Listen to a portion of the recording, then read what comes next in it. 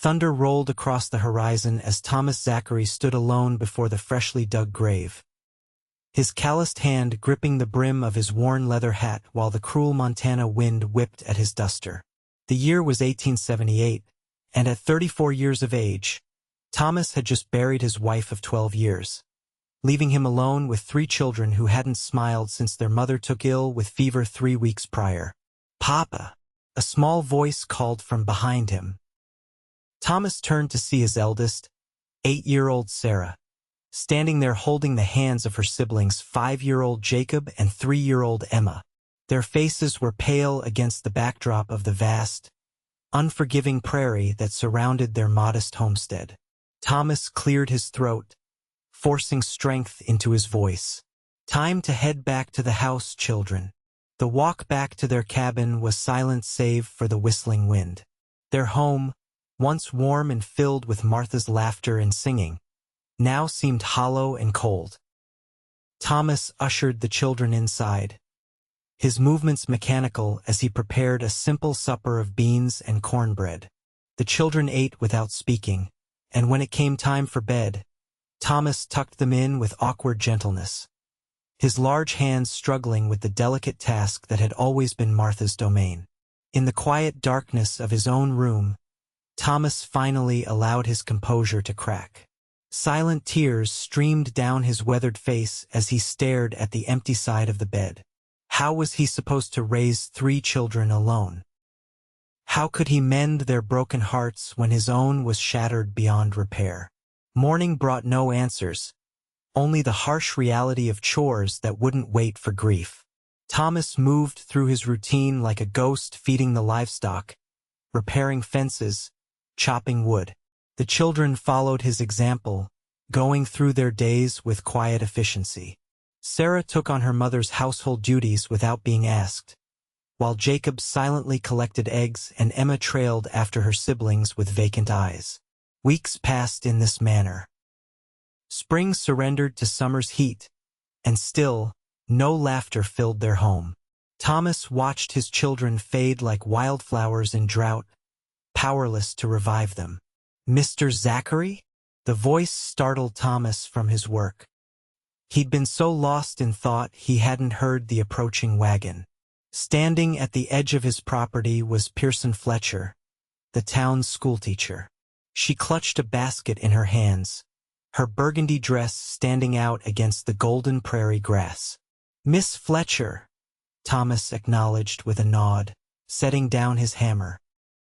"I've brought some provisions," she said, stepping forward with determination despite his less than welcoming demeanor. "And I wondered if the children might be ready to return to lessons. Sarah was always my brightest pupil, and young Jacob was making fine progress with his letters." Thomas wiped the sweat from his brow. "Kind of you, but we're managing." Pearson's hazel eyes flickered with something that might have been indignation. "Forgive my boldness, Mr. Zachary, but I've seen your children in town. They're walking shadows of themselves." His jaw tightened. "And you think arithmetic will fix that, Miss Fletcher?" "No." She stood her ground, surprising him. "But I think children need structure and learning and something to occupy their minds beyond grief. And with respect, sir, you look like you haven't slept in weeks." Thomas wanted to dismiss her, but exhaustion and the truth of her words stopped him. He hadn't slept properly since Martha fell ill. The children were withering before his eyes, and he was too lost in his own pain to help them. "Perhaps you're right," he conceded, his voice rough. Relief softened her features. "They can start tomorrow. And I've made a stew," she added, lifting the basket. "Children need more than beans, Mr. Zachary." For the first time in months, Thomas felt something other than grief irritation. Who was this woman to judge how he was raising his children? But as she handed him the basket, their fingers brushed, and the warmth of human contact after so much isolation startled him. "Thank you," he managed, taking the basket. Pearson smiled, a gentle expression that reminded him life continued beyond his sorrow. "Tomorrow, then. Good day, Mr. Zachary." As she drove away, Thomas looked down at the basket. The aroma of beef stew wafted up, reminding him how long it had been since he'd tasted real food. That evening, as the children ate Pearson's stew, Thomas noticed Jacob take a second helping something that hadn't happened since Martha died. The next morning, Thomas hitched the wagon and drove his children to town for school. Pearson welcomed them with warm smiles, her classroom a haven of books and maps and the promise of worlds beyond their grief. "Papa, Miss Fletcher says we're going to learn about the ocean today," Sarah informed him as he prepared to leave. There was a tiny spark in her eyes that had been absent for too long. "That sounds fine, Sarah. I'll be back to collect you all at 4. As the weeks passed, a subtle change came over the Zachary children. They began to speak more at supper, sharing tidbits from their lessons. Jacob proudly showed Thomas the words he could now spell. Even little Emma, who spent her days with Pearson while the older children had lessons, started to regain some of her natural curiosity. Thomas found himself looking forward to the brief exchanges with Pearson when he dropped off and collected his children. She always had a kind word or an observation about one of his children's achievements. There was something refreshing about her directness, her lack of pity. She treated him not as a widower deserving sympathy, but as a father with responsibilities. One afternoon in late August, Thomas arrived at the schoolhouse to find only Pearson sitting on the steps, a book in her lap. "Where are my children?" he asked, instantly alert. "Mrs. Johnson from the general store offered to show them how she makes rock candy. I told them you'd collect them there." She closed her book. "I thought perhaps we could talk." Thomas hesitated before sitting beside her on the step, leaving a proper distance between them. "About what?" "Your children are doing well with their studies, but they're still struggling with their loss. Sarah tries to be the mother now. Jacob has nightmares, and Emma barely speaks." Thomas removed his hat, running a hand through his dark hair. "I know. I just don't know how to help them." Pearson's voice softened.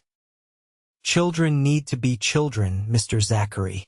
They need to play and laugh. When was the last time you played with them?"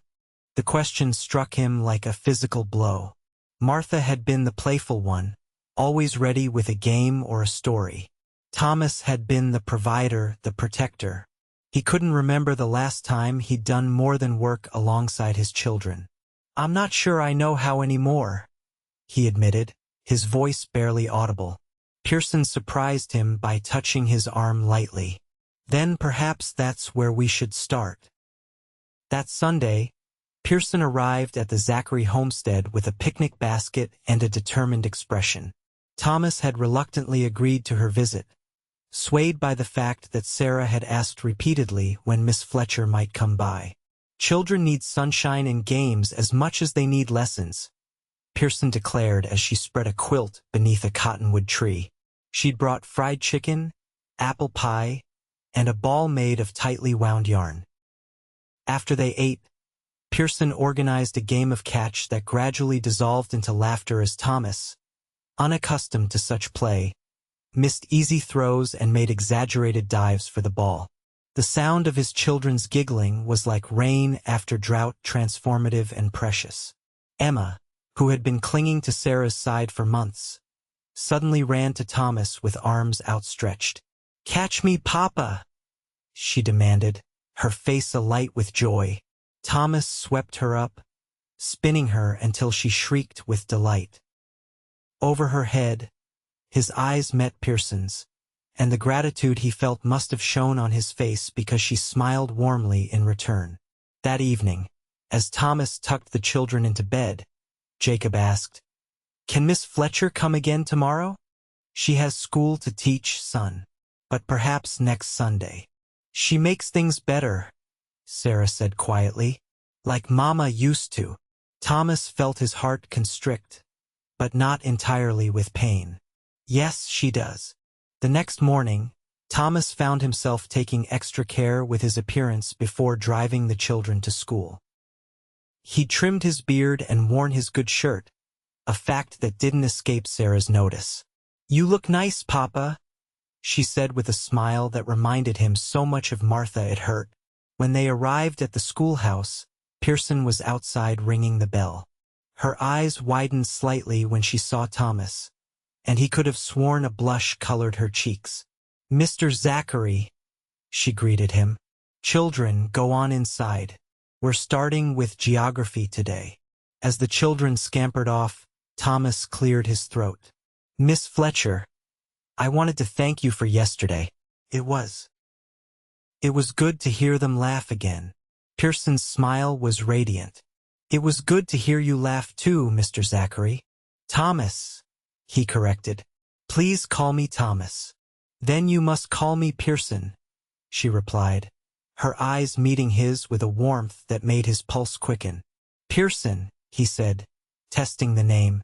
"Would you consider joining us again next Sunday?" "I'd be delighted, Thomas." As autumn painted the prairie in golds and reds, Pearson's Sunday visits became a cherished routine. She brought books to read aloud, taught the children songs, and showed them how to make leaf prints with ink. Thomas found himself participating more each time, rediscovering parts of himself that grief had buried. One crisp October afternoon, as the children played tag in the yard, Thomas and Pearson sat on the porch, watching them. "You've done wonders for them," Thomas said. "I don't know how to thank you." Pearson turned to him, her expression serious. "You don't need to thank me. Seeing them smile again is enough." Thomas studied her face, the gentle curve of her cheek, the determination in her jaw, the kindness in her eyes. At 26, Pearson was younger than him, but there was a strength and wisdom about her that transcended years. "Why didn't you ever marry?" he asked suddenly, then immediately regretted the personal nature of the question. Pearson didn't seem offended. "I nearly did once. He was a banker's son from back east.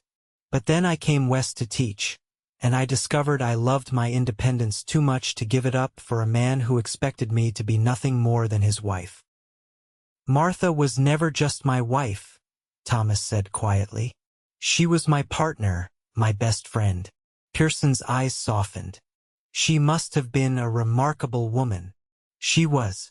She would have liked you." The words hung between them, weighted with meaning neither was ready to acknowledge. As winter approached, Pearson's visits continued, though they moved indoors to escape the bitter cold.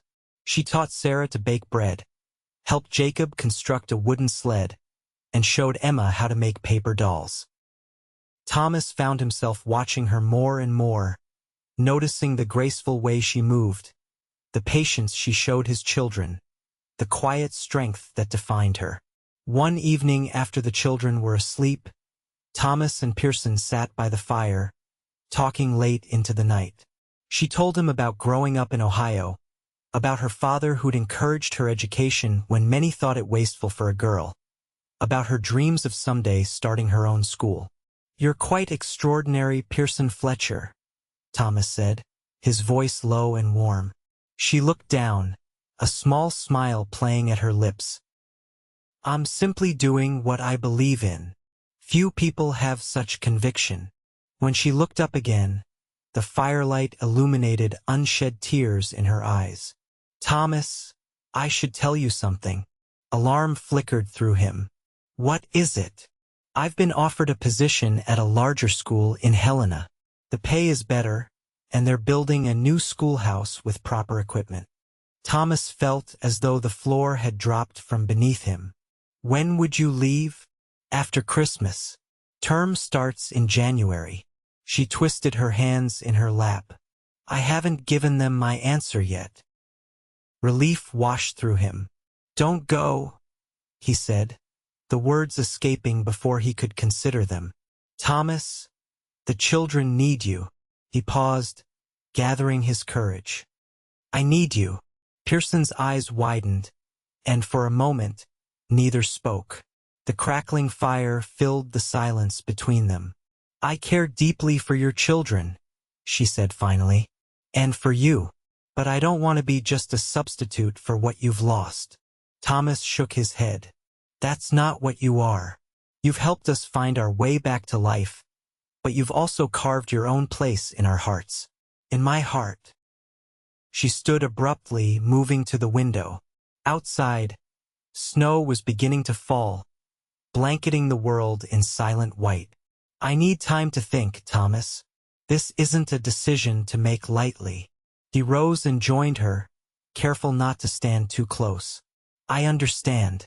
But know that there would be a place for you here, not just as the children's teacher, but as whatever you wish to be. Pearson turned to him, her expression unreadable. I should go. It's getting late. Thomas wanted to protest, to ask her to stay longer, but he nodded instead. I'll hitch the sleigh. The ride to town was quiet.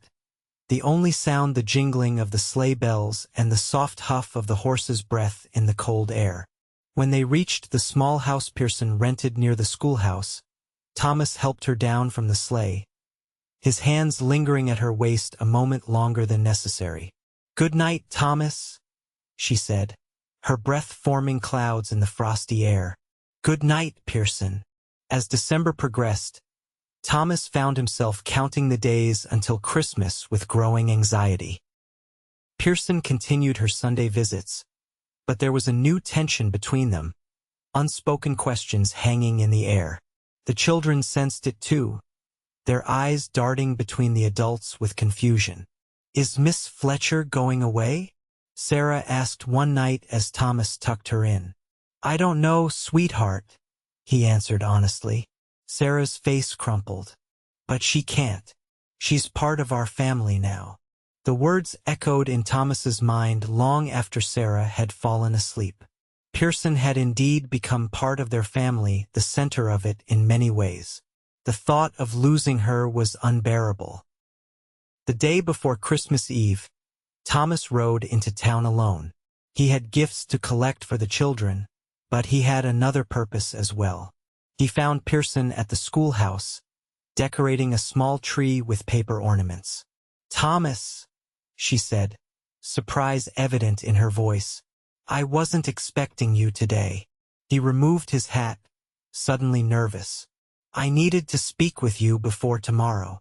Pearson set down the ornament she'd been holding. Have you come to hear my decision about Helena? No, he said, taking a step closer. I've come to ask you a different question entirely. Her eyes widened as understanding dawned. Thomas, please, let me say this. He took a deep breath. When Martha died, I thought the best parts of me died with her. I couldn't see past my grief, couldn't see that my children were drowning in the same sorrow. And then you came along, with your books and your kindness and your stubbornness. Pearson laughed softly at that, tears beginning to glisten in her eyes. You taught my children to laugh again, Thomas continued. And in doing so, you taught me too. You showed me that love doesn't diminish with sharing, it grows. I will always love Martha. She gave me my children, years of happiness, and memories I'll cherish forever. He reached for Pearson's hand, his heart thundering in his chest. But I found room in my heart for new love. For you, Pearson. I love you, and if you'll have us, I want you to be part of our family, not as a teacher or a friend, but as my wife. Tears spilled onto Pearson's cheeks. Oh, Thomas. Fear gripped him at her hesitation. I know it's soon, perhaps too soon. If you need time, no, she interrupted, squeezing his hand. It's not that. It's just, I never expected to find this kind of happiness. I've spent so long being independent, defining myself by my work. You wouldn't have to give up teaching, Thomas assured her quickly. We could convert part of the barn into a schoolroom. You could teach our children and others from nearby homesteads. Hope flickered in her eyes. You would do that? I would do anything to make you happy, Pearson. Because when you're happy, you make all of us happy too. She stepped closer, her free hand coming to rest against his chest. I turned down the position in Helena 2 weeks ago, she confessed. I couldn't bear the thought of leaving you, any of you. Joy surged through Thomas. Is that a yes, then? Instead of answering, Pearson rose on her tiptoes and pressed her lips to his. The kiss was gentle at first, then deepened as Thomas wrapped his arms around her, pulling her close. When they finally parted, both were breathless. That, Pearson said with a radiant smile, was definitely a yes. Christmas morning dawned clear and cold. Thomas had invited Pearson to join them for the day, but he hadn't told the children about their engagement. They sat around the small tree, exchanging modest gifts, knitted scarves from Pearson, wooden toys Thomas had carved, drawings the children had made. When the presents were opened, Thomas cleared his throat. There's one more gift, he said, reaching for Pearson's hand. Miss Fletcher Pearson has agreed to become my wife. There was a moment of stunned silence, then chaos as the children reacted. Sarah threw her arms around Pearson, tears of joy streaming down her face. Jacob whooped with excitement, and Emma clambered onto Pearson's lap, declaring, "Now you'll be my mama." Pearson's eyes met Thomas's over Emma's head, love and happiness shining through her tears. "Yes," she said softly, "I will be." They were married on New Year's Day, 1879, in the small church in town. The ceremony was simple, but the celebration afterward was joyous, with neighbors bringing food and music filling the community hall. The children danced and played, their faces alight with happiness that had once seemed lost forever. Later that night, after the children were asleep in their beds, Thomas and Pearson stood on the porch of their home, looking out at the star-filled sky. "Are you happy, Mrs. Zachary?" Thomas asked, his arm around her waist. Pearson leaned into him, her head resting against his shoulder. "Completely. And you? More than I ever thought possible again." He turned to face her, framing her face with his hands. "Thank you for bringing laughter back into our home. Thank you for making me part of your family," she whispered. "I promise to cherish them and you always." As they sealed the promise with a kiss, the sound of sleepy giggling made them turn. The children stood in the doorway in their nightclothes, watching with delight. "Come here, you rascals," Thomas called, opening his arms. The children rushed forward, and Thomas and Pearson enveloped them in a family embrace. As Thomas held them, all his children and the woman who had healed their hearts, he sent a silent thank you to Martha. He knew she would be at peace seeing them happy again, knowing they had found a way to move forward without forgetting the love that had come before. In the years that followed, the Zachary homestead flourished.